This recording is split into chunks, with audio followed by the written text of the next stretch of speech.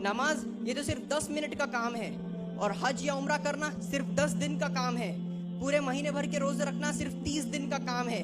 कलमा पढ़ना तो सिर्फ 30 सेकंड का काम है।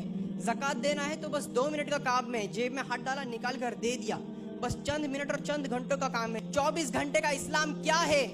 24 घंटे का इस्लाम हमारा अखलाक है, हमारा किरदार है, हमारा अदब और झुकाव है, हमारा रिस्पेक्ट देने का तरीका है, और हमारा किरदार ही ये दलील देता है कि हम एक सच्चे और वेल एजुकेटेड मुसलमान हैं। भले ही आप अपनी लाइफ में आगे बढ़ जाओ, पैसा, दौलत, शोहरत आप लोगों की लाइफ में सब कुछ मिल जाए, लेकिन अगर आपका कैरेक्टर सही नहीं है, अगर आपका अखलाक सही नहीं है, तो अल्लाह की नज़र में आप पूरे इस दुनिया के लिए सबसे बड़े गरीब इंसान हैं।